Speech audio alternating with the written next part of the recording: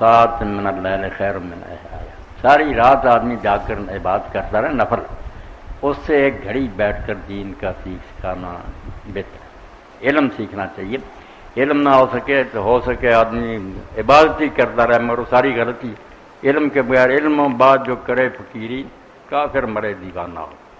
اس لیے نا سیکھنا، یہ جو آپ بیٹھے ہیں اس میں آپ پوچھیں بتاؤں گا، کوئی پھر بات رہ جائے پوچھیں، سیکھنا سکھانا کہ رات کی ایک گھڑی کو سیکھ سکھا لینا دین کا، ساری رات جا کر بات کرنے سے بہتر۔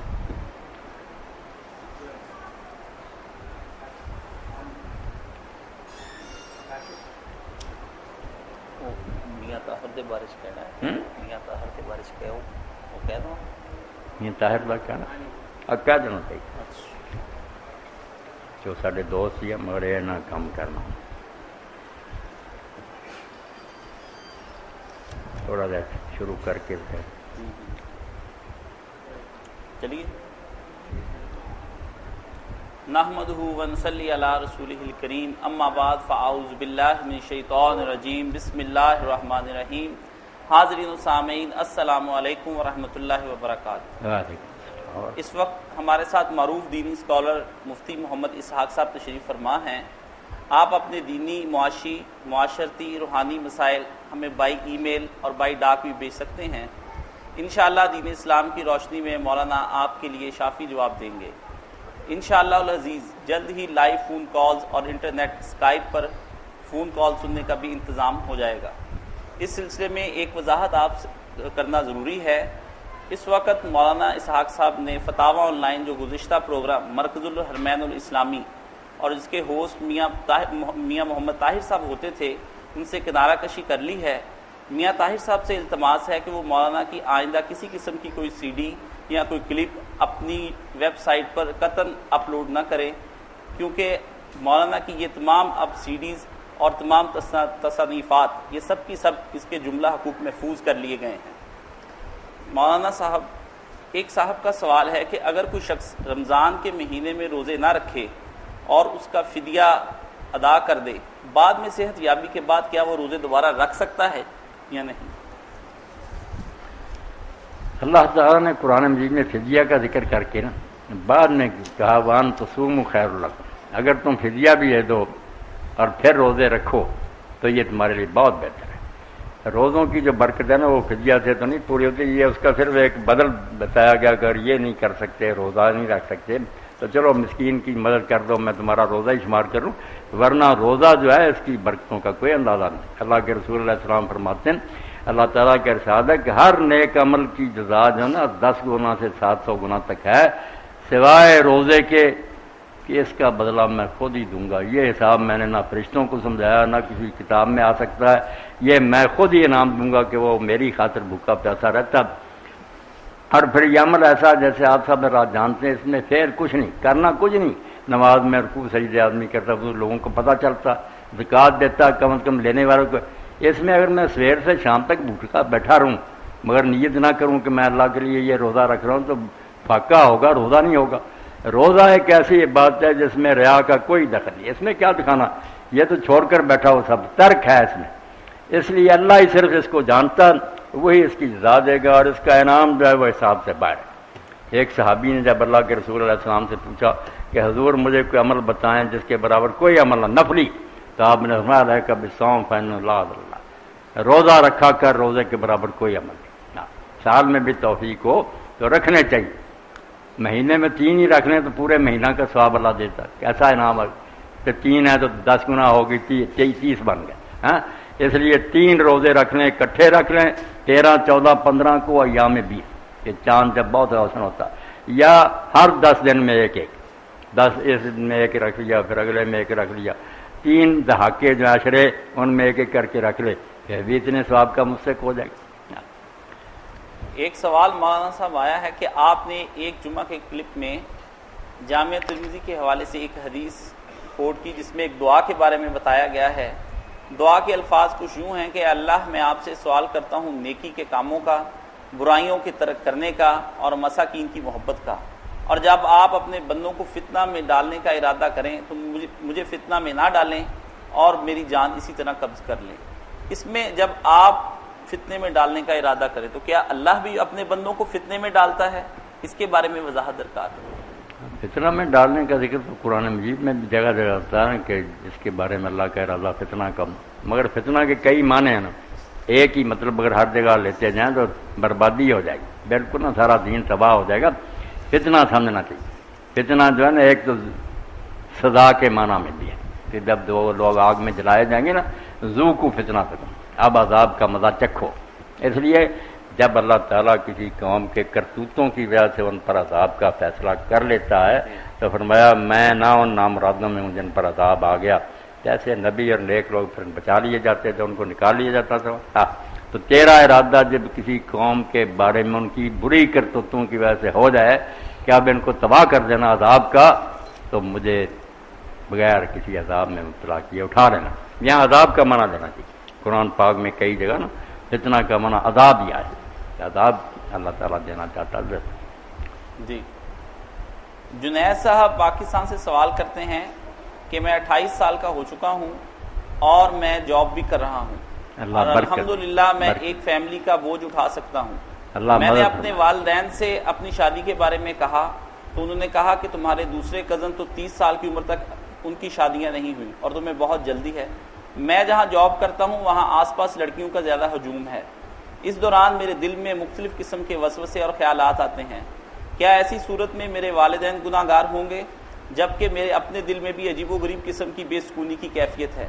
برائے کرم میری سکون قلب کے لیے دعا بھی کیجیے اور میرے والدین کے لیے ہدایت کی دعا بھی کیجیے۔ بچہ جن حالات میں سے آپ گزر رہے ہیں نا، اللہ تعالیٰ آپ کو بچا کر رکھے، مدد فرمائے، اور آپ یہ دعا بھی نا لکھ کر اپنے میز پر ہی رکھ لیں یا چشمہ کر لیں اور اتنا نظر دہراتے رہیں، اللہم الہمنی رشدی واعذنی من شر نفسی، اے اللہ ہر وقت میرے دل میں وہ باتیں ڈال جن میں میری بھلائی اور بہتری ہے، اور میرا نفس جو مجھے شرارتیں سے جاتا ہے ان سے مجھے بچا کر، اللہم الہمنی رشدی واعذنی من شر نفسی۔ باقی جو والدین کہتے ہیں نا آپ کے بھائیوں کے لیے ابھی ہوئی یہ بہت زیادتی کر رہے ہیں، 30 سال کی عمر کوئی شادی کی عمر ہے، اس سے پہلے ہونی چاہیے۔ یہ بچیاں بچے جو نا 36 سال کے 40 سال کے کرتے ہیں، پھر اولادیں نہیں ہوتی، پھر علاج کراتے پھرتے ہیں۔ بھائی وقت جو ہوتا ہے شادی کا وہ تو تم گزار دیتے ہو۔ میری شادی الحمدللہ اسی عمر میں ہوئی جو اللہ کے رسول کی عمر، میں 25 سال کا تھا اس وقت ہی میری شادی ہو گئی، اور میں پہلے حج پر گیا 1962 میں تو میری پہلی بچی پیدا ہونے والی، میں حج سے واپس آؤں، میں نے اس کا نام بھی حضرت ابوبکر کی بچی اسماء کے نام پر رکھا۔ اسماء بڑی ماں ہوئی، عبداللہ بن زبیر کی والدہ اور حضرت زبیر کی بیوی، اسماء پیارا نام ہے۔ تو یہ عمر جو ہے نا یہ بھی کوئی لیٹ ہی مگر شادی شروع سے ہو، یہ بالکل روایت میں آتا ہے کہ تورات میں لکھا ہوا کہ اگر 12 سال کا بچہ بچی ہو جائے اور اس کی شادی نہ کریں تو کوئی گناہ کریں گے نا پھر والدین ہی اس کے ذمہ دار ہو، یہ نہیں پکڑا جائے گا کہ تم نے کیوں اس بیچارے کو ایسے امتحان میں ڈالا۔ ہاں، اللہ سے مدد مانگے، اللہم الہمنی رشدی واعذنی من شر نفسی۔ ایک سوال موصول ہے، خاتون پوچھتی ہیں اگر لڑکی بالغ ہے اور کسی وجہ سے اس کی شادی نہیں ہو سکتی تو کہ ایسی صورت میں والد یا اس کے بھائی اپنی زکوٰۃ سے اس کی مدد کر سکتے ہیں حالانکہ ان کے اپنے گھر میں ہی وہ رہتی ہو؟ نہیں، پتہ چلنا چاہیے نا کہ اس بچی کو کیا ضرورت ہے جس کے لیے وہ زکوٰۃ لینا چاہیے، ورنہ وہ والدین یا بھائی جو ہے ان کے ذمہ ہے اس کا نفقہ، ان پر فرض ہے، زکوٰۃ نہیں، خرچہ ان کے فرض ہے۔ جب تک شادی نہیں ہوتی بے شک بچی بالغ ہی ہو، بچہ بالغ ہو جائے نا پھر والدین آزاد ہیں، دے خرچہ یا نہ ہو کام کرے جا کر، مگر بچی جب تک اس کی شادی نہیں ہوتی اس کا خرچہ والدین کے ذمہ ہے، والدین نہیں تو بھائیوں کے ذمہ ہے، وہ خرچہ دیں نفقہ۔ زکوٰۃ سے کیوں جان چھڑاتے ہیں؟ زکوٰۃ نہ دیں، نفقہ جو ان پر فرض ہے نا علیحدہ، کہ تم پر فرض ہے کہ اس کا خرچہ، اور خرچہ بھی اللہ نے کہا جو صاحب حیثیت ہے وہ کھلا دے، غریب ہے تو جس طرح گزارا ہو سکے دے۔ مولانا محترم، حضرت صلی اللہ علیہ وآلہ وسلم کی بعثت تک مکہ شہر اور اہل عرب کی اکثریت بقول ان کے حضرت ابراہیم علیہ السلام کے پیروکار تھے، حالانکہ ایک طویل مدت سے حضرت ابراہیم کے بیٹے حضرت اسحاق کی اولاد میں کئی پیغمبر گزر چکے ہیں۔ انہی عربوں کے قرب و جوار میں حضرت موسیٰ کے پیروکار یہودی بھی تھے اور بلاد شام و روم میں حضرت عیسیٰ کے پیروکار۔ سوال یہ ہے کہ اہل مکہ ان انبیاء علیہ السلام کی پیروی کیوں نہ کی، حضرت ابراہیم کے طریقے کو کیوں ہی اسی طریقے پہ رہے اور ترک بدعات کے اضافے کر کے طواف و حج ادا کرتے رہے؟ حضرت صلی اللہ علیہ وسلم سے پہلے حضرت عیسیٰ کا بھی زمانہ تھا، انہوں نے عربوں نے حضرت عیسیٰ کو بھی تسلیم نہیں کیا، تو کیا عرب کی سرزمین انبیاء بنی اسرائیل کے دائرہ نبوت کے اندر نہیں آتی تھی؟ یہ ساری جو ہے نا لمبی چوڑی بات کا جواب یہ ہے کہ اس وقت کان نبی یبعث علی امتی خاص نبی جو تھا نا اپنی قوم کے لیے آتا تھا. یہ ساری دنیا کے لیے ایک ہی نبی نہیں ہوتا تھا کہ سارا جہان اس کو مانے. حضرت عیسیٰ علیہ السلام سب سے آخر میں آئے. بنی اسرائیل میں بڑے عظیم رسول ہیں. اللہ نے معجزے کے طور پر باپ پیدا کیا, مردے زندہ کیے, مگر سب کچھ ہوتے ہیں رسول الا بنی اسرائیل. وہ بنی اسرائیل کی طرف سے رسول تھے.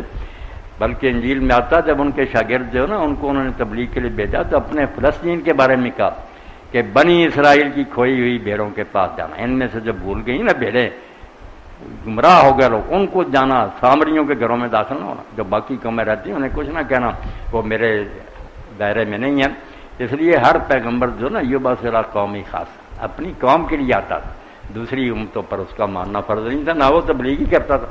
یہ یہودیوں نے بھی ساری دنیا کو جو کرنا شروع کیا, عیسائیوں نے, بالکل غلط. خود انجیل کے خلاف ہے. وہ صرف اسرائیل کے پیغمبر تھے. دوسری امتوں کو یہ خواہ داخل کرتے ہیں.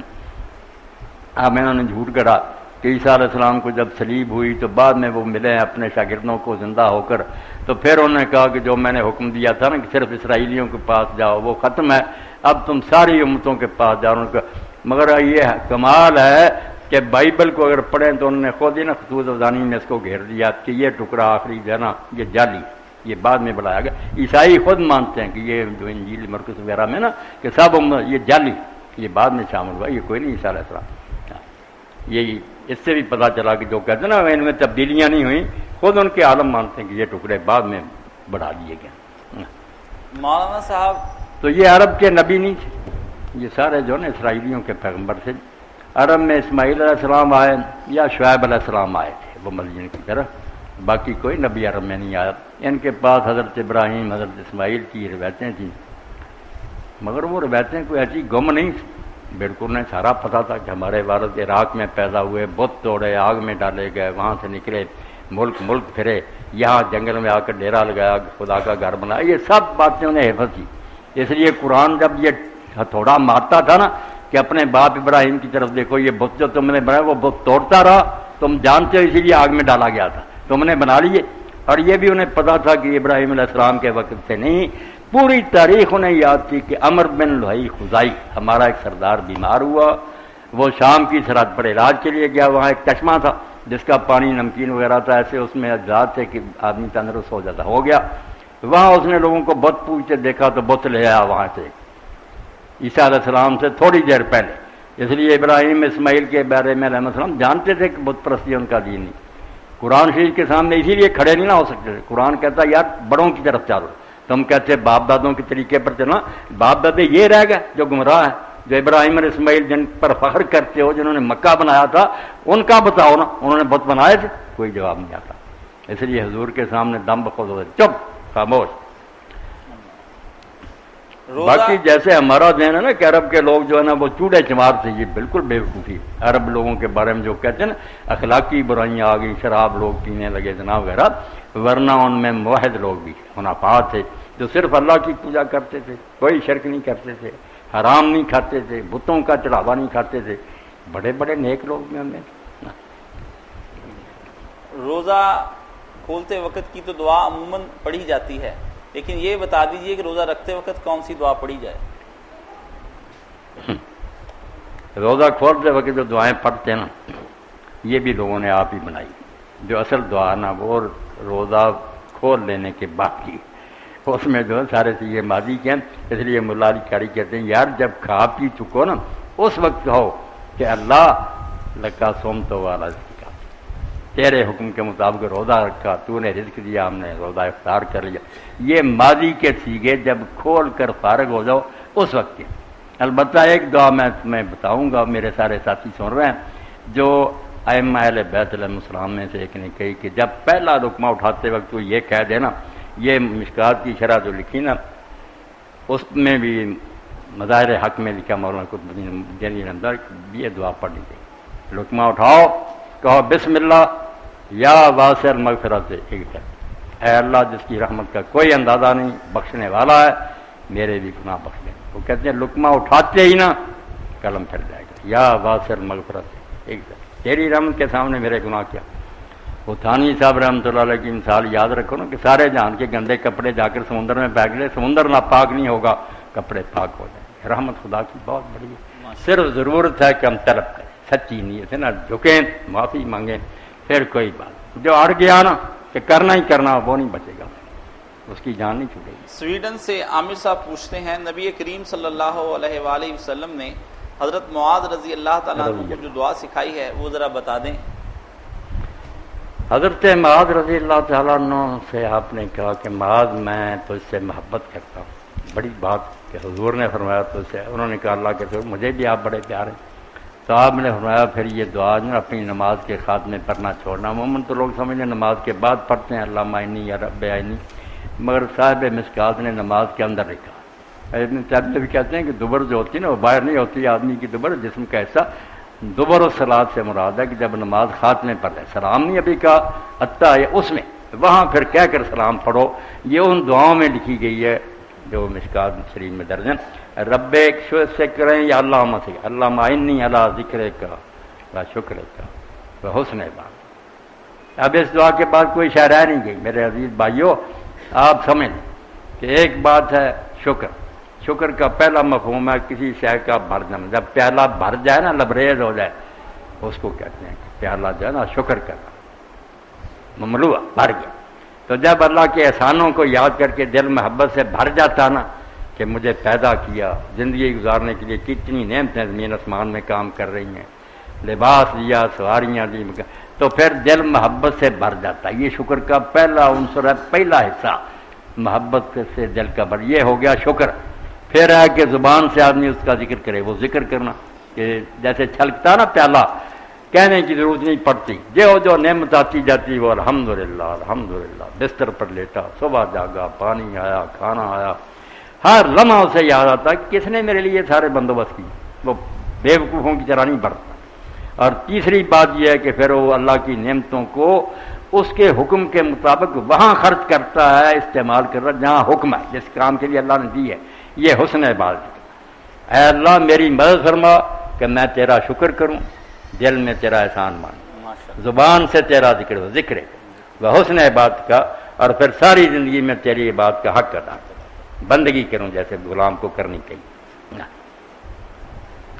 باقی آپ سن لیں، میں چلو بات سوالوں سے ہٹ کر دعا کو ہم لوگوں نے جو سمجھ لیا نا کہ یہ رسم ہے، کبھی کبھی کو لفظ پڑھ یہی بتوائی، دعا کو آپ سمجھیں جیسے آکسیجن میں کھینچ رہا اندر زندہ، سانس نہ مر گیا، دعا چھوڑ دی، اللہ سے مانگنا لمحہ لمحہ، کوئی ہاتھ اٹھانے کوئی دعا نہیں کہتے کہ نماز کے بعد دعا ہے دئی، نہیں، ہر وقت آپ اللہ سے کرنا چاہتے مدد، کام مدد مانگے، اگر شروع کرنا تو مدد مانگے، ہو گیا پورا شکر ادا کر، تیری مہربانی یہ کام سارا انجام پایا۔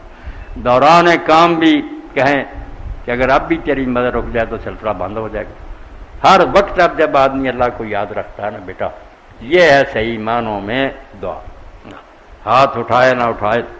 یہاں ایک بات میں بیان کر دوں، سب کے کام کے سوالوں کے جواب ہی کہ بڑے امت کے اولیاء کے سردار حضرت سال بن عبداللہ تسری، ولیوں کے سردار ہے عارفین، تو کہتے ہیں میں 3 سال کا تھا تو رات کو اٹھ کھڑا ہوتا، میرے ماموں جیسے نا محمد بن سوار رحمۃ اللہ وہ تہجد پڑھتے، میں 3 سال کا جاگ کرنا دیکھتا رہتا۔ تو ایک دن انہوں نے کہا بیٹا سہل، وہ کہتا کہ مجھے اللہ کا ذکر سکھا، تو اس طرح کرنا کہ جب بستر پر لیٹے نا زبان نہیں ہلانی، 3 بار اپنے دل میں کہنا اللہ مائی، اللہ ناظر ریا، اللہ شاہد، اللہ میرے ساتھ ہے، مجھے دیکھ رہا ہے، میرے سارے اعمال اس کی نظر میں، بین زبان ہلا 3 بار۔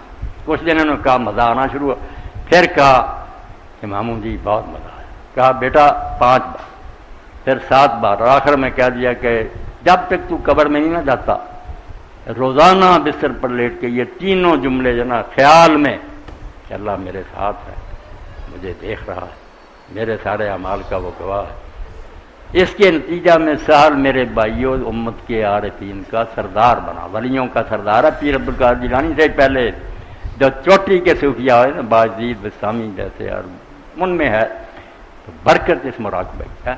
تو ایس ذکر اس میں اسی کا نام ہے، نام خدا کا ایسے جپنا ज्यों चितनारी गागर, जैसे और घड़ा सर पर उठाए जा रही है, आप उसमें वो कटखेलियां भी कर रहे हैं, हंसी मजाक, मगर ध्यान घड़े में है कि अगर जरा भी इधर हो गए चूर हो जाएगा। तो अल्लाह को याद करना ये है। मुंह से हम कहते हैं अल्लाह अल्लाह अल्लाह, बुरे काम करते हैं, ये नहीं अल्लाह को याद करना। अल्लाह को याद करना कि जुबान ना भी हिला, सोच जो मैं सौदा बेच रहा हूँ, जो बात कर रहा हूँ, अल्लाह तो सुन रहा, क्या बनेंगे जब उसकी अदालत आए। ये मुराकबा और ध्यान जो है ना, आप कुरान मजीद को देखें, आप इस नज़र से पढ़ें, वो निकाह तलाक के मसले बयान करेगा, घर में किसी के गए हर जगह ये कहेगा कि अल्लाह जानता है जो कुछ तुम कर रहे हो, अल्लाह देख रहा है जो तुम कर रहे हो, अल्लाह तुम्हारे साथ है। ये बात बिल्कुल फूल की पत्ती की तरह ना हर आयत में उसने ना समो दिया कि जो कर रहा है देख रहा, और देख कर वो बैठा तो नहीं रहेगा, एक दिन अदालत में उसका मुहासबा करेगा। जी मौलाना साहब, अल्लाह, मोहम्मद खुरम साहब पूछते हैं क्या कादियानियों के साथ कारोबार करना जायज़ है या नहीं, इसके बारे में जरा वजाहत। कारोबार तो अभी नबी अलैहिस्सलाम ने काफिरों के साथ भी किए, कारोबार का कोई डर नहीं। मसला तो यह है कि ये कारोबार आहिस्ता आहिस्ता इसका ना सबब बन जाए कि उनसे मोहब्बत करने लगे, उनकी ज़हर आलूद बातें सुनता रहे, फिर दीन ईमान अपना खो बैठे, मोहतात रहे।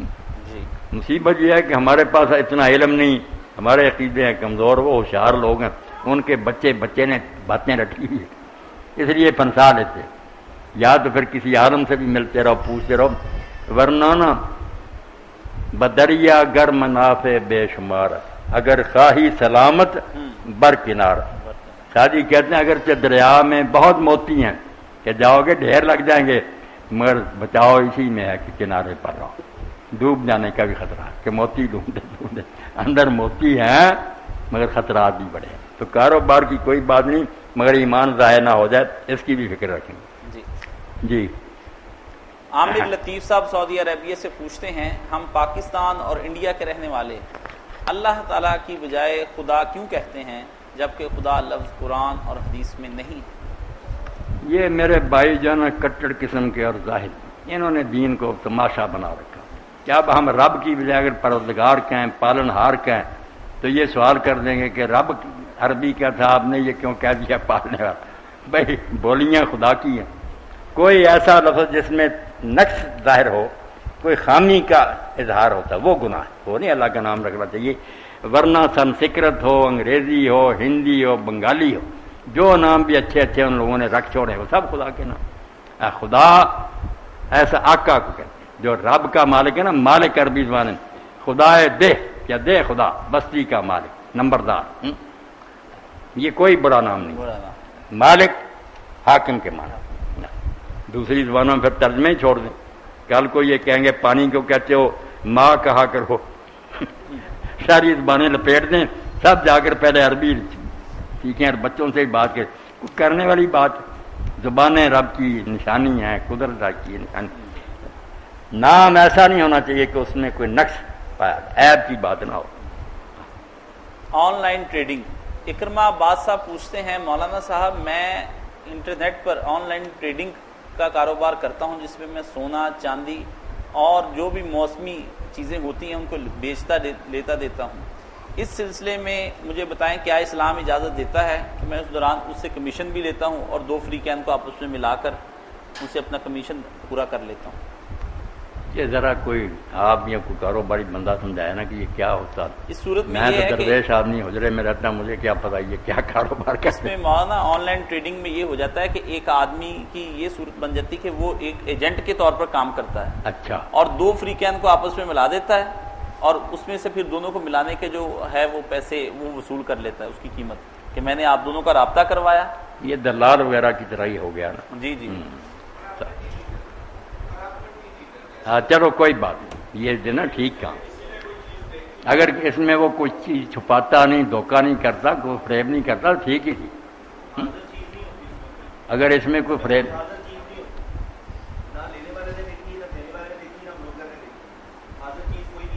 नहीं, हाँ ये तो फिर जो है ना उन्होंने नहीं देखी, दोनों ने जो बायर मुश्तरी खरीदने वाले, ये तो फिर गलत हो गया ना।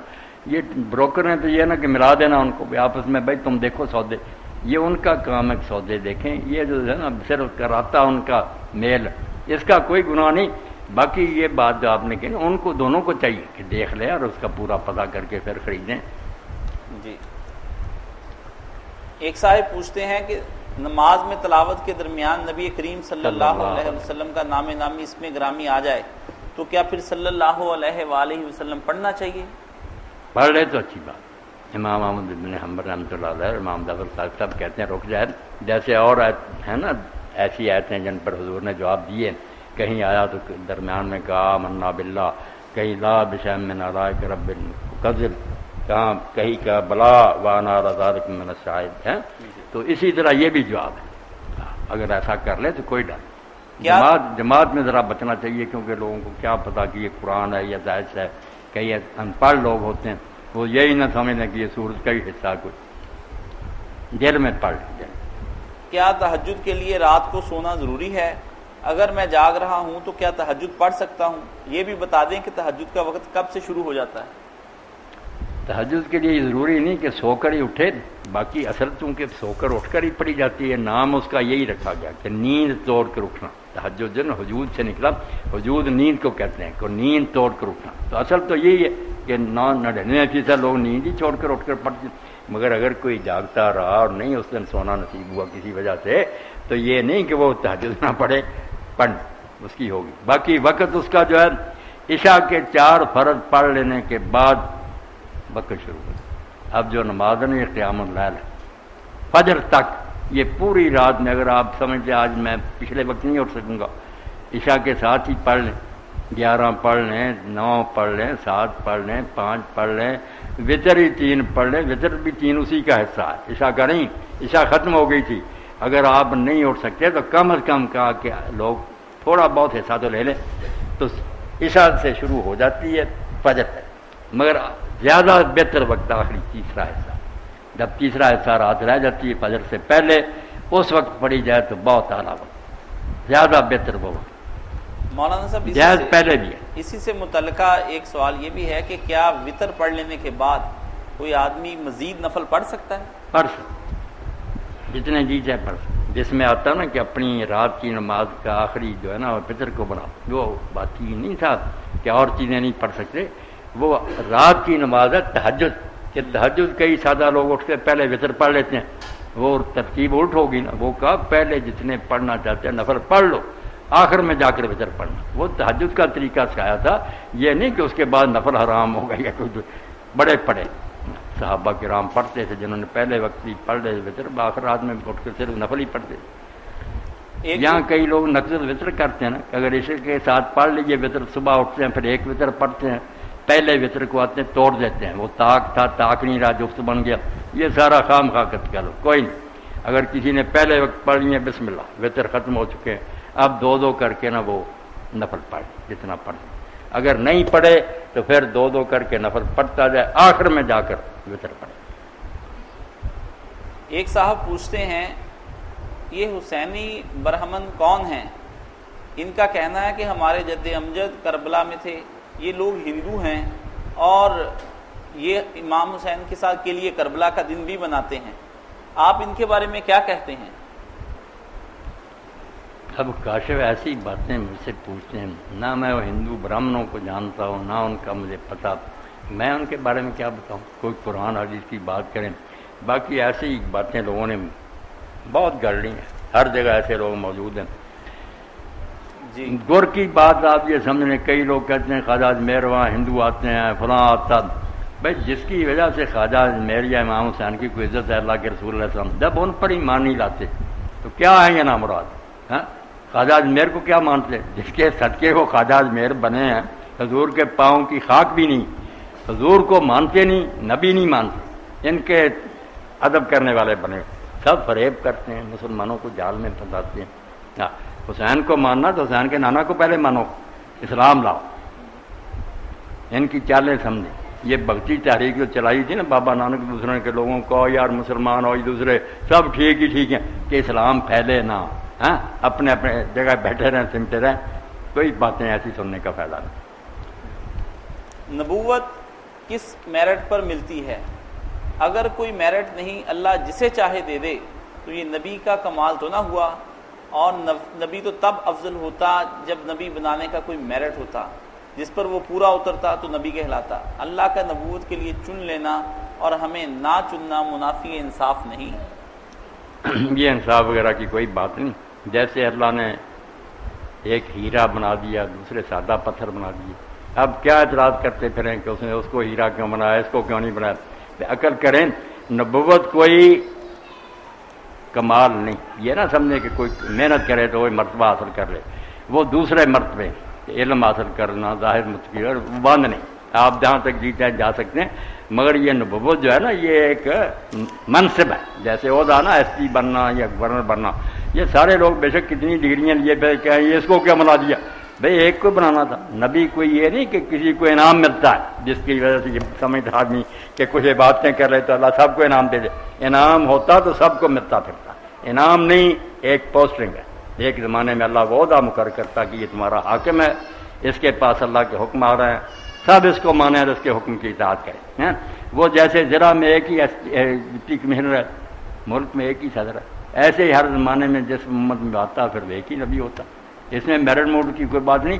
باقی یہ نہیں کہ راہ چلتے کو اللہ نبی بنا دیتا، اس میں خوبیاں ہوتی ہیں، اس نے آپ نہیں کوئی حاصل کی ہوتی، مگر جس کو بناتا، جیسے موسیٰ علیہ السلام پیدا نہیں ہوئے تھے، جس بچے سے پوچھیں کہ اللہ نے پہلے ماں سے کہہ دیا کہ انی جاعلوہ من المرسل، ہم اس کو پیغمبر بنانے والے ہیں، اور پھر پیغمبر بنایا، اور بعد میں جب موسیٰ علیہ السلام ڈرے کہ میرے ذمہ یہ کام لگ گیا، یہ تو ہارون کو میرے بڑے بھائی کو کہوں، مجھ سے تو ان کا ایک آدمی قتل ہو گیا، میں کس منہ سے ان کے پاس جاؤں؟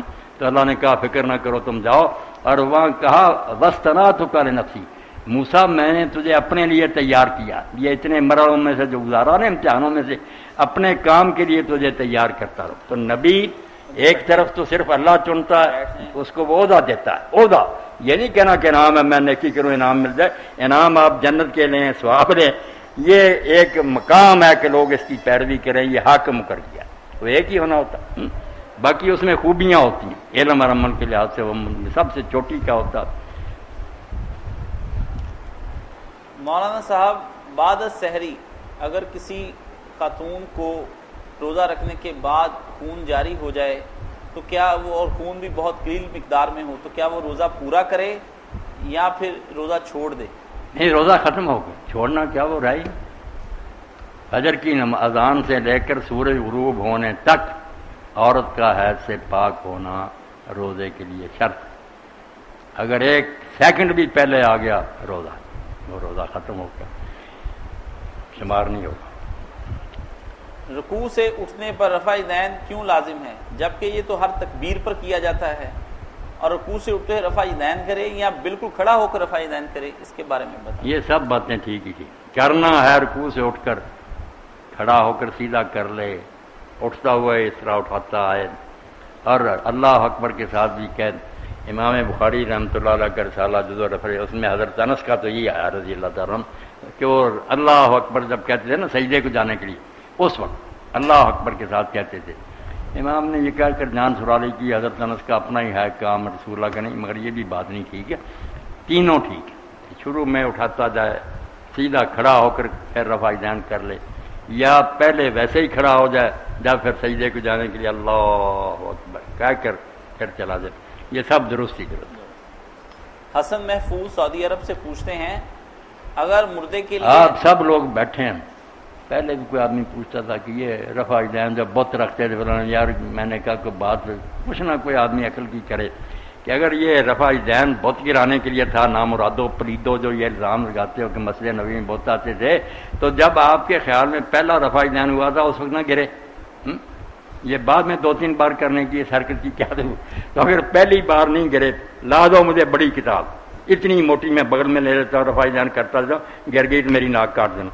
رفع یدین کو بغلیں کرنے اس طرح، اور پھر جب رکوع میں جانا تھا بغلیں کھل جانی تھی، 1 سیکنڈ صبر کر لیتے خود ہی گر جاتا۔ کوئی تک نہیں اس بات کا، بالکل بکواس ہے، بےہودہ بات ہے، ایک سنت کو بدنام کر رہے ہیں۔ یقین جانے میں تو کہتا ہوں شیعوں کی طرح ہر اللہ اکبر کے ساتھ کر، جیسے ابن حزم کہتا ہے وہ ہے اللہ اکبر، جنہیں آئے ایک طرف زبان اللہ کی بڑائی کا اعلان کرے، بڑا کون ہے اللہ، اور اپنے ہینڈز اپ کر دے کہ یہ میرے دونوں ہاتھ خالی، توبہ میں کوئی چیز نہیں، میرے پاس کوئی نہیں، میں ہر چیز سے خالی ہوں، سب کچھ تیرا۔ مزہ آ جاتا جب اس طرح کر۔ اور کتنے صحابہ اس طرح ہی کرتے تھے. ہر یہاں تقسیم ہوئی وہ شیعہ کرتے ہیں وہ اہل حدیث کے، انہوں نے دین بنتا ہوا، اس لیے کبھی ایک بار کریں بس، مگر یہ نشہ آخر تک قائم رکھیں کہ میں نے جو کہا تھا اللہ میرا کچھ نہیں، وہ ہے قائم. اگر فرق نظر آیا رکوع کے بعد، رکوع کے وقت پھر یاد کرائیں، اور اگر کثر ہے تو پھر اللہ اکبر جتنے ہیں سب کے ساتھ ہیں، تاکہ بار بار یاد دہانی ہو کہ تیرا کچھ نہیں، صفر الجزا ہے، تیرے دونوں ہاتھ خالی ہیں، جو کچھ اللہ کا عطیہ انعام ہے جب چاہے گا واپس لے لے گا. رفع دین کا مزہ جو بیان ہی نہیں ہو سکتا. ایک صاحب پوچھتے ہیں رضوان احمد لندن سے، ہم لندن میں رہتے ہیں، ہر سال یہاں 2 عیدیں ہوتی ہیں، میں کس کو فالو کروں؟ برائے کرم ان علماء کرام کو کوئی ہدایت کریں کہ عید ایک ہی دن کر لیا کریں. بالکل آپ کی بات ٹھیک ہے. جگ ہنسائی کا مجھے پتا ہے، لوگ ہنستے ہیں ٹھٹھے کرتے ہیں کہ سب لوگوں کی عیدیں ایک ہوتی ہیں، مسلمان جو ہے یہ 2 2 3 3 بھی کر لیتے ہیں. بہت بری بات.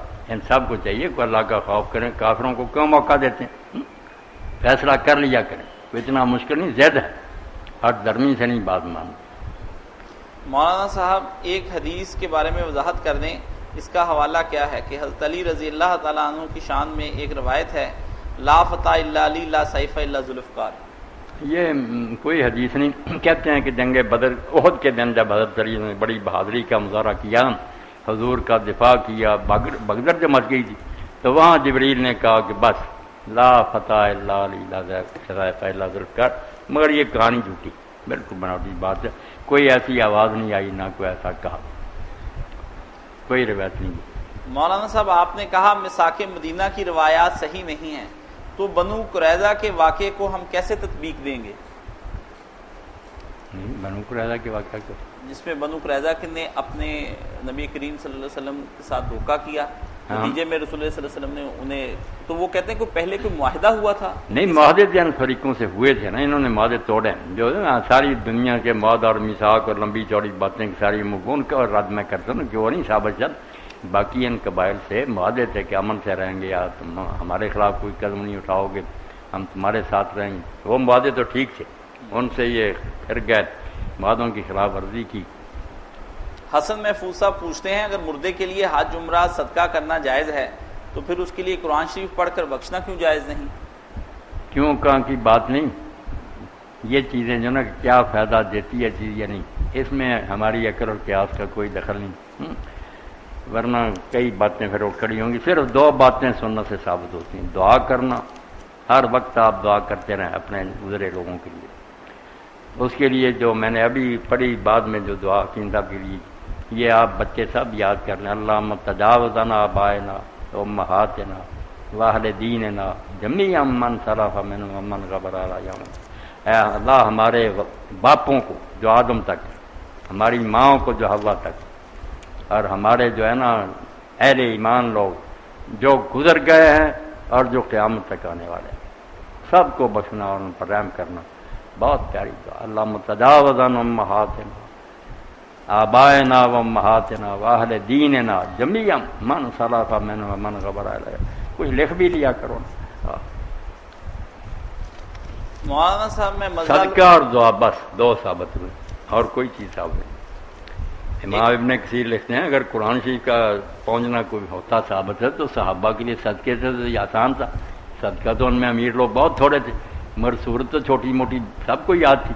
کوئی ایک مثال بھی ملتی ہے کسی نے پڑھ کر بخشی ہو. تفسیر میں جب انہوں نے لکھا نا لیس علی الانسان الا ما، وہاں لکھا ایک حوالہ بھی نہیں کہ نبی علیہ السلام نے اور صحابہ نے کبھی پڑھا. ایک صاحب پوچھتے ہیں کہ میں مزدہ لوڈر ہوں، مجھ میں روزہ رکھ کر کام کرنے کی طاقت نہیں، حالات بھی درست نہیں کہ روزے رکھوں اور کام نہ کروں، میرے لیے کیا حکم ہے؟ آپ کے لیے یہی حکم ہے کہ اگر تو سال میں کچھ دن ایسے آتے ہیں کہ آپ محسوس کرتے ہیں میں تھوڑے تھوڑے کر کے ان میں رکھ لوں گا، چھوٹے ہوں دن سردیوں کے، آپ کو چھٹی ہے کہ دوسرے دنوں میں رکھ لیں. اور اگر بالکل ہی نہ ہوا تو پھر فدیہ دے لیں، باسی ہوگی. اگر مگر یہ فیصلہ پوری احتیاط سے کرنا نا کہ اگر رکھ سکتے تھے، تکلیف تو آخر روزے میں ہونی نا. کوئی یہ کہا کہ نہیں مزے سے ہی پھرتا نا، یہ نہیں. میں نے وہ خطبے میں پڑھا کہ امام ابو محمد فرماتے روزہ تو فرض ہی لیے کہ غنی کو تکلیف محسوس ہو کہ بھوک جو کتنی تنگ کرتی، اور وہ فقیر پر رحم کھائے پھر کہ یار میرا برا حال تھا، یہ غریب بیچارے کیا کریں، جن کے پاس کچھ بھی نہیں ہوتا۔ مولانا صاحب کیا صرف ناظرہ قرآن پڑھنے کا بھی ثواب ملتا ہے؟ کیا صرف ترجمہ پڑھنے پر بھی ناظرہ کی طرح ہر حرف پر نیکیاں ملتی ہیں؟ نہیں، ترجمہ پڑھنے پر نہیں ہر حرف پر نیکیاں ملتی، نیکیاں جو ہے نا ایک ایک حرف پر وہ اس پر ہے ناظرہ پڑھے، مگر ناظرہ پر جو بس کرتے ہیں وہ بھی مجرم ہے کہ جب وہ ناظرہ سے آگے وہ ترجمہ پڑھ سکتے کیوں نہیں پڑھا؟ دنیا میں کوئی کتاب کو اس طرح پڑھتا ہے کہ اس کو سمجھے ہی نہ۔ آپ کسی کو کتاب دیں کہ یہ پڑھیں، اس نے نہ سمجھے، وہ کہ یار میں نے تو پڑھی نہیں، اگر صرف عبارت پڑھ لے سمجھ اس کو خاک بھی نہیں آئی، وہ پڑھنا کراتا۔ اس لیے پڑھے لکھے مجرم ہے، اگر وہ صرف پڑھتے ہیں نا عربی عبارت کوئی ثواب نہیں، الٹا گناہ گار ہے۔ کیوں ترجمہ نہیں پڑھا اور ترجمے کے آگے اس پر عمل کیوں نہیں کیا؟ 3 مرحلے، تلاوت، پھر فہم، پھر عمل۔ جو نہیں کر سکتے بیچارے سادہ ہی پڑھ سکتے ہیں، وہ چھوڑے نہ، جتنا ان کے بس میں، اللہ اس پر ہی اجر دے۔ ماشاءاللہ۔ میں نے تو اپنی آنکھوں سے ایسے بندے بھی دیکھے بیچارے، وہ ناظرہ بھی نہیں پڑھ سکتے مگر وہ قرآن مجید کھول کر بیٹھ جاتے، ان پڑھ ہوتے اور انگلی پھیرتے رہتے تھے۔ اللہ ان کو بھی اجر دے گا۔ اللہ جانتا کہ یہ بیچارے اسکول نہیں جا سکے، انعام تو ملے گا۔ اللہ کی رحمت کو ہمیں تنگ نہیں کرنا چاہیے، وہ بہت وسیع ہے، مگر جتنا بس میں ہے نا اس میں کوتاہی کی نا۔ اسماعیل شہید رحمۃ اللہ علیہ کے بارے میں آتا کہ جب وہ جہاد کی تیاری کر رہے تھے تو دہلی کی جامع مسجد میں دوپہر کے وقت نا پھر فرش پر تپے پر ننگے پاؤں پھرتے تھے، تو ایک نے کہا لا یکلف اللہ نفسا الا وسعہا، کہ اللہ کہتا آدمی کی جو پہنچ ہے نا اس سے زیادہ اللہ اس پر بوجھ نہیں ڈالتا۔ تو شاہ صاحب نے کہا پہنچ کا کیا پتہ کر رہا ہوں، سائے میں بیٹھ کر پتہ لگے کہ پہنچ ہے کہ یہاں پھر کر پتہ لگتا ہے، جب میں دیکھوں گا کہ یہ میری پہنچ سے باہر ہے، گرمی سائے میں چلا جاؤں گا، اپنے آپ کو تولوں تو صحیح۔ اور باقی پھر انہوں نے وہ کام کر دکھایا، جہاد کیا، جانیں دی جی، اور اتنی تیاری بیٹا کی کہ دہلی سے دریا میں اترتے آگرہ تک جاتے، پھر وہاں سے واپس آتے، بہت مشقیں کی اور جہاد کے لیے نکلے۔ اس لیے جنہوں نے کوئی کام کرنا ہوتا وہ بہانے نہیں بناتے، باقی لوگ باتیں کرتے رہتے ہیں۔ کیا میں روزے کی حالت میں سامان آرائش استعمال کر سکتی ہوں، مثلا سرما، لوشن، کریم یا میک اپ؟ میری ساس کہتی ہے اسی میں مگن رہنا بھی یاد الہی سے دور ہونے والی بات ہے۔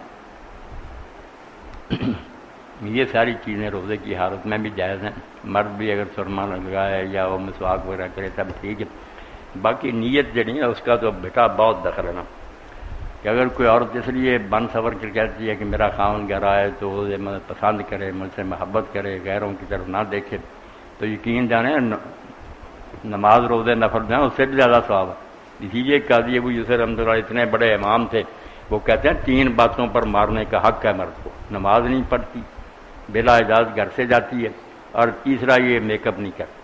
وہ کہتا میں گھر میں سڑی بھوسی بیٹھی ہوئی ہے، میں باہر گمراہ ہو جاؤں گا، پھر کیا کون ضامن ہے اس کا؟ تو عورتوں کو یہ سب ذہنوں دی نا ایسے ارادے سے کرنی چاہیے کہ میری اور میرے خاوند کی محبت بڑھے، پھر ثواب ہی ثواب۔ ایک خاتون پوچھتی ہیں کہ میں نے امتحانات کی وجہ سے روزے چھوڑ دیے۔ باقی وہ ساس کی یہ بات ٹھیک ہے، اسی میں لگے رہنا، ہر وقت کنگھی پٹی، یہ بھی جہارت ہے، شیشے کے سامنے کھڑے رہنا، کوئی اور کام نہیں دنیا میں۔ ہر چیز میں اعتدال ہونا چاہیے، درمیانہ۔ جی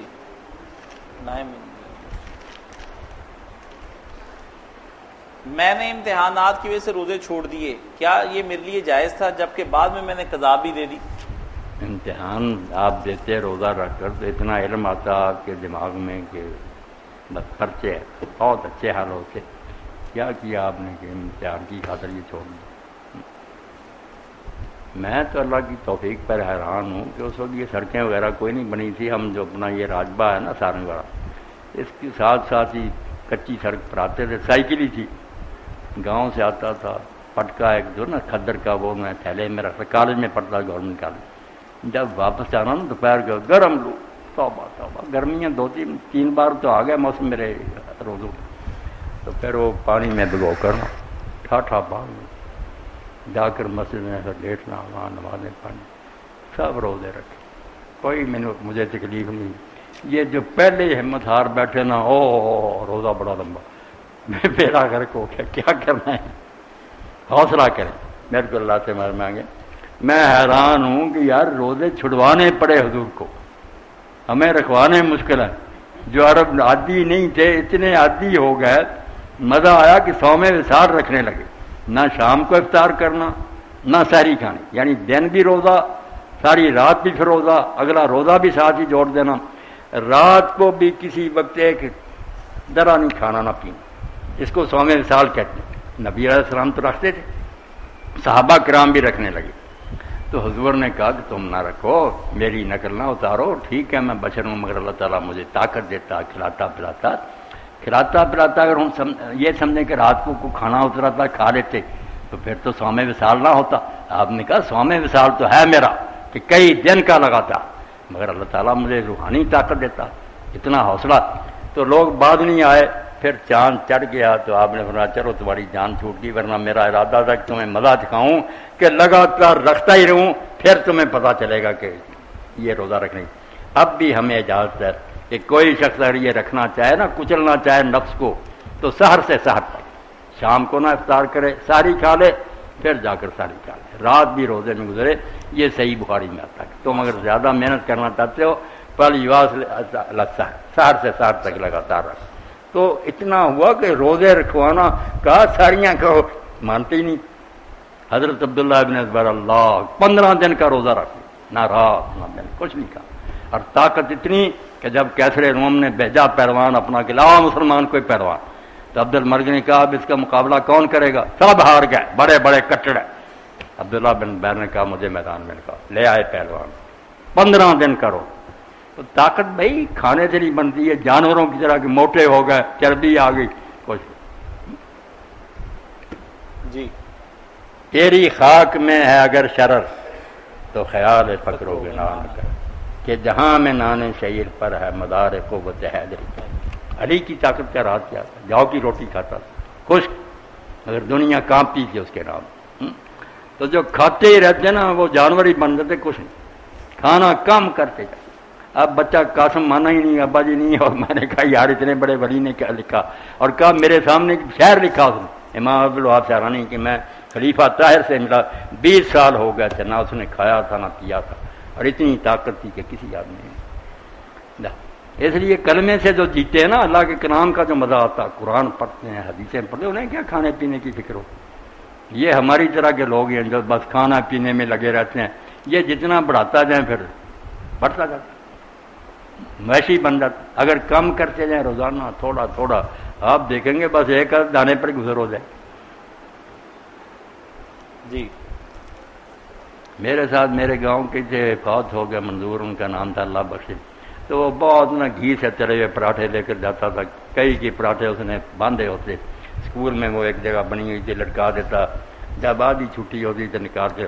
تو ہمارے ہیڈ ماسٹر تھے، وہ ہندو تھے مگر قابل استاد تھے، ماسٹر چرنجیت، انہوں نے سوٹوں سے مارنا اور کہا منظور اتنے پراٹھے جب تیرے اندر چلے جاتے علم کہاں سے آئے؟ علم نہیں آتا، ذرا نہیں۔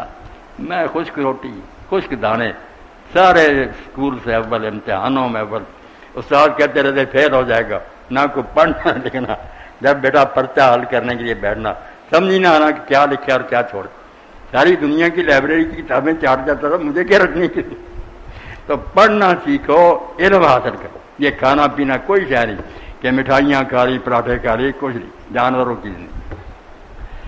میں حیران ہوں کہ جب ایک شخص کوفہ گیا، اب وہ واقف نہیں تھا حضرت علی رضی اللہ عنہ سے، اس زمانے میں آپ خلیفہ تھے، وہاں دارالحکومت، تو شہر سے باہر تھوڑی سی زمین تھی، آپ وہاں ہل چلا رہے تھے، بوڑھے۔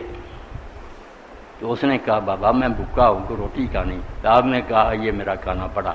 اب اس نے کھانا کھولا تو وہ خشک ستو تھے، تو اس نے کہا یہ کھانا تو مجھ سے نہیں کھایا جاتا۔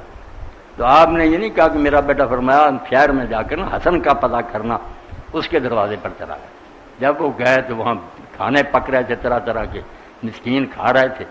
تو اس نے حیران ہو کر کہا کہ حضرت میں نے ایک باہر بوڑھے کو دیکھا، وہ ہل چلا رہا اور اس کے بعد ستو تھے، جس شہر میں یہ کھانے غریب کھا رہے ہیں اس کو کیوں نصیب نہیں ہوتے؟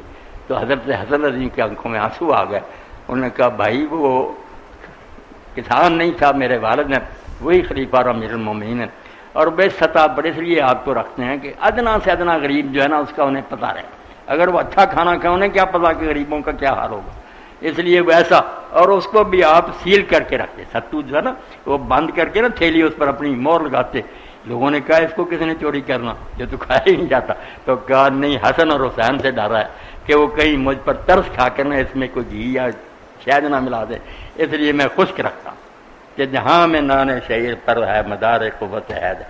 اب ان دنیا کے لالچیوں کو کیا پتا ہے کہ یہ مقام ہی اور جی کمی کرنی شروع کرنے کھانوں میں انشاءاللہ نور ہی نور ہو جائے گا، سینوں میں بھی علم بھی آئے گا، ذکر میں برکت ہوگی. کھاتے ہی جائیں، یہاں تک آ جائے کھانا کیا نہ صبح جاگ سکتے ہیں. مولانا صاحب، ایک خاتون پوچھتی ہیں میرے میاں نے روزہ کی حالت میں مجھ سے زبردستی جمع کر لیا جبکہ میرا ارادہ نہ تھا. اب میں اپنے روزے کی قضا دوں یا فدیہ؟ اور اس دوران ہم میاں بیوی پر کیا قضا یا فدیہ الگ الگ واجب ہے یا ایک ہی دے دینے سے جان چھوٹ جائے گی؟ نہیں، آپ کا جو خاوند ہے نا اس کے ذمہ دو آ گئے کفارے، ایک اس کا اپنا، ایک جو آپ کا روزہ اس نے زبردستی توڑا. اگر آپ بھی آمادہ ہوتی، خوش ہوتی، پھر تو دونوں کو الگ الگ پڑتا. اب دونوں ہی اس کے گلے پڑ گئے، آپ کو معافی، آپ پر زیادتی ہوئی آپ سے، تو آپ ایک روزہ اس کی جگہ رکھ لیں. جرم سارا اس کا، اگر اس نے زبردستی کی ہے، بہت برا کیا، اللہ معاف کرے. مولانا صاحب، نفل نماز میں مقتدی فرض کی نیت سے نماز ادا کر سکتا ہے؟ مثلا تراویح کی نماز میں عشاء کی نماز پڑھنا سنت کی روشنی میں کیسا ہے؟ میں نے 2 رکعت تراویح کے ساتھ عشاء کی نماز پڑھی اور اس کے بعد پھر کھڑا ہو گیا، اپنی نماز پوری کی. قائل تو اس کے بھی ہیں لوگ، کئی امام اس طرح کرتے ہیں کہ نفل نماز کو پڑھ رہا، اس لیے عرب میں تو آتے ہیں آپ لوگ جو ہے نا اس قسم کے کوئی سنتے ہی پڑھ رہا اس کے ساتھ ہی کھڑے ہو جاتے ہیں، فرض شروع کر لیتے ہیں.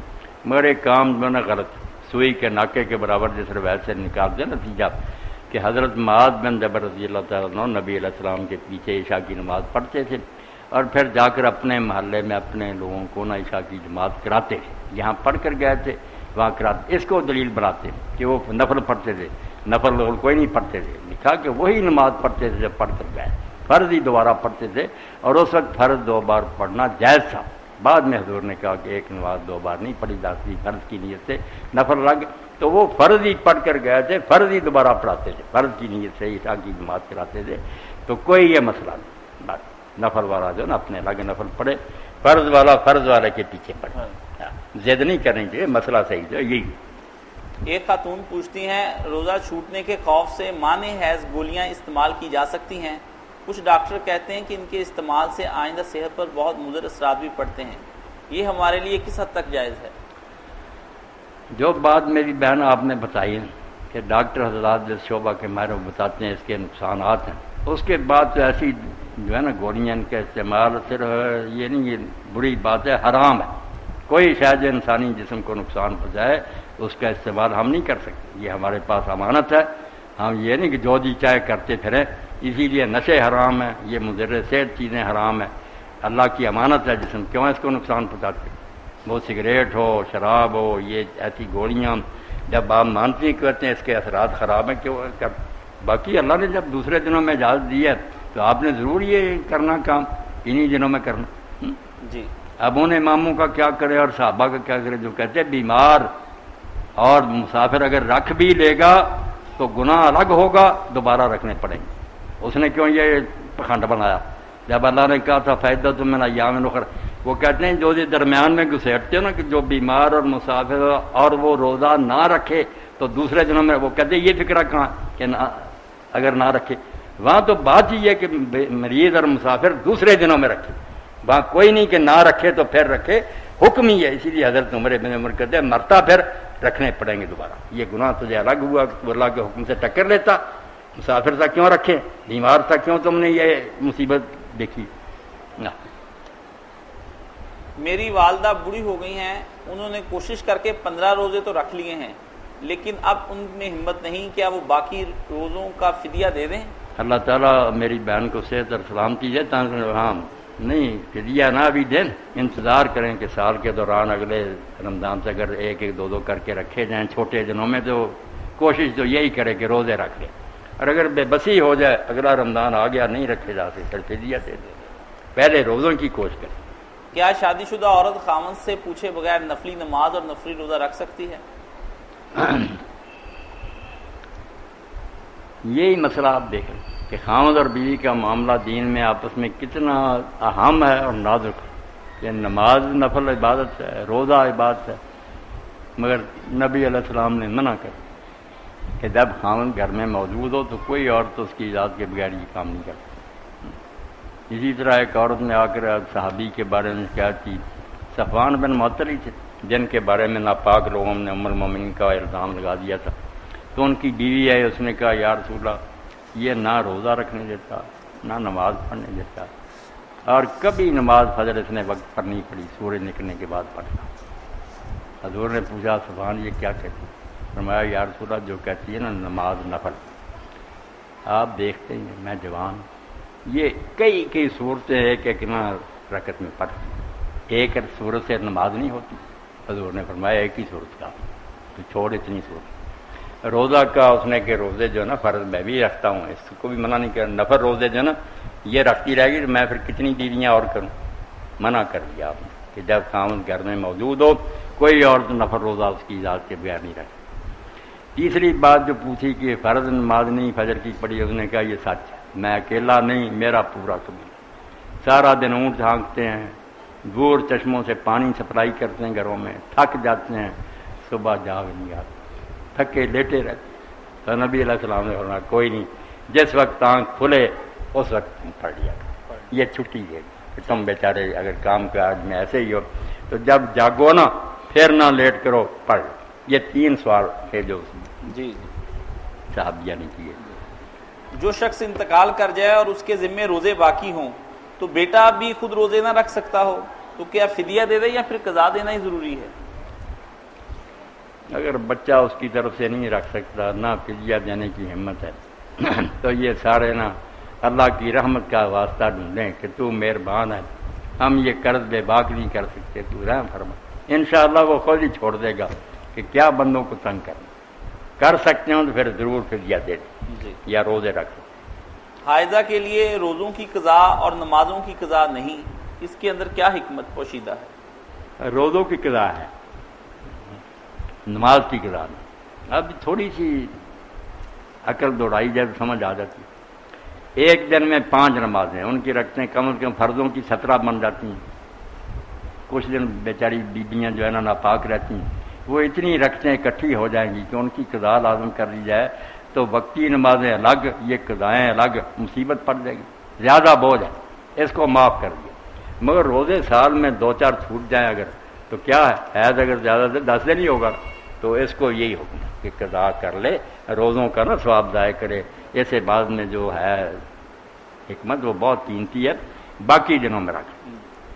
ایک اور خاتون کا سوال ہے کہ حائضہ فجر سے پہلے پاک ہو گئی، غسل نہیں کیا، روزہ رکھ لیا، بعد فجر غسل بھی کیا اور پھر نماز پڑھ لی، تو کیا اس صورت میں روزہ ہو جائے گا؟ ہو جائے گا۔ اور مولانا یہی معاملہ جو جنبی کے ساتھ ہوتا ہے؟ جنبی کے ساتھ ایسے بھی لوگ ہیں جیسے شیعہ امامیہ یا ایسے کئی اور بھی جو کہتے ہیں کہ اگر فجر ہو گئی نا اور آدمی نے غسل نہیں کیا تو پھر اس کا روزہ نہیں ہوگا، مگر ٹھیک بات یہی ہے کہ بے شک وہ نہائے بعد میں، مگر روزہ نہیں ٹھیک ہے۔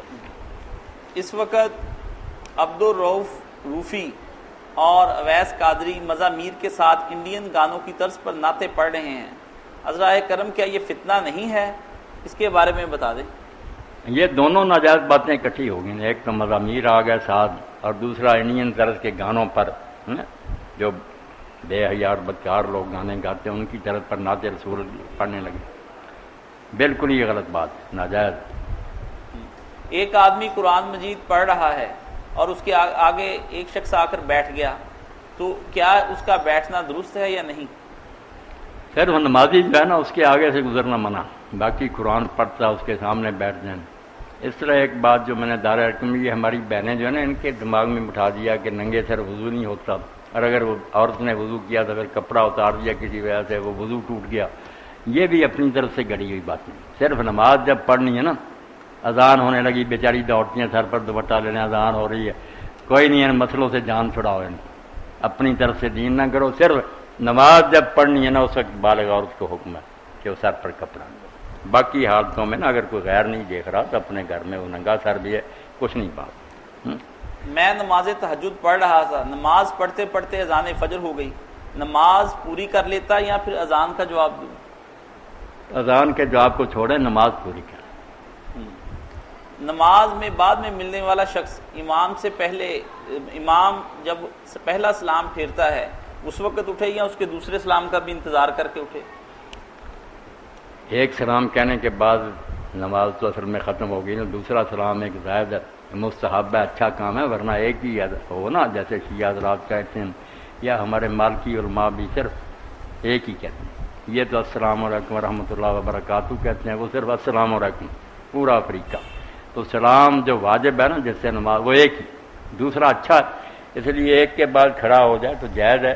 مگر ہو سکتا ہے کہ ساتھ سجدہ صاحب کا ایک طریقہ یہ بھی ہے کہ سلام کرنے کے بعد پھر 2 سجدے کرے غلطی کے. ہو سکتا ہے اس امام کا یہی نظریہ ہو، سلام کہنے کے بعد دوسرے کے بعد اس نے سجدے صاحب کرنے ہوں تو یہ اٹھ جائے تو پھر بہت بری بات ہے. بیٹھا رہے، صبر کرے، جب وہ دونوں سلام کہہ لے بلکہ اس کے بعد بھی منہ پھیر لے، کوئی اللہ اکبر کہہ لے یا استغفر اللہ وغیرہ، پھر تسلی ہو گئی کہ امام نے نماز ختم کر. حوصلہ بالکل. یہ کیا بچے کو گٹی دینا سنت ہے؟ قرآن و حدیث کی روح سے اس کے بارے میں بتا دیں. اکثر لوگ کہتے ہیں کہ بچے کی عادات گٹی دینے والے کی طرح ہو جاتی ہیں، گٹی کس سے دلائی جائے؟ عادات تو ہوتی ہیں، یعنی الگ بات ہے، مگر ہونا تو یہی چاہیے کسی اچھے آدمی سے نا. تحنیک عربی زبان کہتے ہیں، تحنیک، کہ وہ کوئی میٹھی چیز جو ہے نا چبا کر اس کے تعلق میں لگائے، سنت ہے، بہت نیکی کی بات، برکت کی دعا بھی کرے. ایک آدمی صدقہ دیتے ہوئے کہتا ہے یا اللہ یہ صدقہ شروع سے لے کر آخر تک آنے والے تمام مسلمانوں کی طرف سے قبول فرما، کیا یہ جائز ہے؟ جائز ہی ہے، کوئی ڈر نہیں، اللہ کی رحمت بڑی ہے. جو عمرے پر جا رہے ہیں عبد الرحمان وغیرہ، یہ بھی اب سے نیت کر لیں کہ ہر ہمارا یہ عمرہ جو نا آدم علیہ السلام سے لے کر جو قیامت تک مسلمان آئیں گے نا، مرد عورتیں سب کی طرف سے عمرہ ایک ہی ہوگا، مگر انشاءاللہ اللہ خوش ہو جائے گا، سب کو ثواب ملے گا. کر لیا کریں گے. آپ نے خطبے میں سنن کے متعلق بتایا ہے کہ 8 ظہر سے پہلے اور 8 ظہر کے بعد، اس کی صحیح احادیث میں کوئی مناہی تو نہیں؟ اور نماز عصر کی سنتوں کے متعلق بھی احادیث میں مناہی آئی ہے، اس کے بارے میں وضاحت کر دیں. نہیں، کیا مناہی آئی؟ نماز عصر سے پہلے جو سنتیں ہیں اس کے بارے میں پوچھتے ہیں. نماز عصر سے پہلے سب مانتے ہیں کہ زور کے بعد 4 رکھتے ہیں، 2 جن کو فرض سنت کیا دیتے ہیں، 2 نفل، 4 پڑھی جو ہیں آپ نے کئی مرتبہ. اچھا. اور 4 عصر سے پہلے بھی کہا کہ اللہ اس پر رحم کرے، تو وہ ملا کر 8 ہی بن جاتی ہیں. اور زور سے پہلے جو 4 پڑھی وہ الگ ہیں. 4 صلاۃ الزوال ہی پڑھی جو صحابہ پڑھتے تھے اور کہتے تھے جیسے آدھی رات کے بعد تہجد کے لیے دروازے بارگاہ علی کے کھولتے ہیں نا، جب دن آدھا ہو جاتا نا اس وقت بھی پھر دروازے کھول دیے جاتے رحمت کے. اس لیے 8 رکھتے ہیں، اگر کوئی اس دور سے پہلے اس وقت پڑھے تو وہی ہے جو آدھی رات کے بعد 8 تہجد کی پڑھی. اتنا اجر ہے اس کا. تو ان دنوں میں کوشش کر لو کہ 2 کر کے پڑھتے جاؤ. کہتے ہیں رسول خدا نے 1 حج اور 1 عمرہ کیا ہے، کیا زیادہ عمرے کرنا یا حج کرنا بدعت نہیں؟ نہیں، رسول اللہ نے تو عمرے کیے ہیں کئی سارے، حج تو خیر ایک ہی ہوا، مگر عمرے تو کیے. عمرے تو ایک حج کے ساتھ کیا، پھر جو حدیبیہ والا تھا اس کے بعد بھی کیا، رمضان میں بھی کیا، تو 4 عمرے کیے. بدعت کوئی نہیں، ٹھیک ہی ہے، جس کو موقع ملے، بہت عبادت. اب اسی کے ساتھ ہم آج ایک سوال جو ہے نا اس کے ساتھ پیدا ہوتا ہے کہ اگر لوگ بھوکے مر رہے ہیں نا کسی علاقے میں تو لوگ عمرے اور حج پر جائیں تو پھر شاید اللہ تعالیٰ پکڑ ہی لے کہ یہ پیسے غریبوں کو دے دیتے، کیوں تم حج اور عمرے پر آئے. اس پر تو علامہ شامی لکھتے ہیں کہ لوگوں نے، علماء نے رسالے لکھے ہیں کہ جب غریب ہوں لوگ تو اس وقت نفلی حج اور نفلی عمرے سے بہتر ہے کہ آدمی ان کی مدد کرے. اسی کے ساتھ ہم آج کا پروگرام بس یہاں ایک بات عمرے کے بارے، حج کے بارے کر کے ختم کر دیں. جی. کتابوں میں لکھا ہے کہ حضرت عبداللہ ابن مبارک جو بہت بڑے محدث ہیں، عالم ہیں، اللہ ان پر رحمت کرے، وہ میدان عرفات سے جب لوٹے نا، مزدلفہ رات گزار رہے تھے، عید کی رات ہی ہوتی نا، تو انہوں نے خواب میں سنا یہ سال جو لوگ حج پر آئے نا ان میں سے اللہ کو سب سے زیادہ پیارا حج فلاں شخص کا ہے. اس کا نام لیا گیا، اس کے باپ کا نام لیا گیا اور پتہ بتایا گیا کہ علی بن موفق جو دمشق کے فلاں محلے میں رہتا. یہ جانتے نہیں تو حیران ہو کر اٹھے کہ وہ کون آدمی. تو یہ سفر کر کے پھر دمشق گئے، محلہ ڈھونڈا، مکان پر گئے، دروازہ کر کے آیا، نام پوچھا، اس نے کہا علی نام ہے، باپ موفق، انہوں نے کہا پتہ تو ٹھیک، تو مبارک بھی، تو تمہیں حج کی مبارک ہو۔ اس نے کہا حضرت میں حج پر نہیں گیا۔ انہوں نے کہا شاید یہ ریاکاری سے بچنا چاہتا، فرمایا نہیں حج کی مبارک۔ تیسری بار جب کہا تو اس نے کہا نہیں آپ بات بتائیں۔ انہوں نے جب خواب والی بات بتائی تو رو پڑا۔ اس نے کہا آپ بھی سچے ہیں، میں بھی سچا ہوں، 30 سال سے میں ایک موتی ہوں، تھوڑے تھوڑے پیسے جمع کر رہا تھا، حج پر جانے کا ارادہ تھا، رات کو میری بیوی جو ہے نا اس کو درد ذیل ہوئی، بچہ پیدا ہونے کی تکلیف، تو اس نے کہا جو پڑوسی ہے نا ان کے گھر میں گوشت پکنے کا نا پتہ چلتا، خوشبو آ رہی، تو ان سے کوئی شوربہ لائیں میں چکھوں، جی متلا رہا، میں ان کے گھر گیا تو ان سے شوربہ مانگا، انہوں نے انکار کر دیا، ہم شوربہ نہیں دیں گے۔ میں نے کہا یار تھوڑا دے دو، انہوں نے آخر کہا کہ آپ کے کھانے کا دیں گے۔ پوچھا، انہوں نے کہا 3 دن کی بھوک کے بعد ہمیں یہ ایک مردہ مرغی ملی ہے گندگی کے ڈھیر سے، جس کو ہم کھا رہے ہیں۔ میں نے بیوی سے آ کر جب کہا تو اس نے کہا حج پر جا کر کیا لینا، یہ پیسے ان کو دے دو۔ تو یہ بات سن کر عبداللہ نے کہا اسی لیے اللہ نے کہا کہ جو آئے ہیں نا ان سب میں سے مجھے علی بن موفق کا حج جو ہے پیارا، کہ اس نے غریب کی خبر لی۔ تو یہ بات بیٹا آپ لوگ چھوڑ کر دکھاوے کے لیے بھاگے جاتے ہیں، غریبوں کی خبر نہیں ہے۔ اگر غریبوں کا پتہ کریں پھر ساتھ حج عمرے کی بھی کریں پھر تو بہت اچھی بات۔ اگر غریب مرتے رہے اور یہ بس اپنا ادھر شوق پورے کرتے رہے، اللہ اکبر، ہاں اعلان کر ہو گیا، الحمدللہ رب العالمین۔ ماشاء اللہ، سب کو خیریت سے رکھے اللہ، حج عمرے نصیب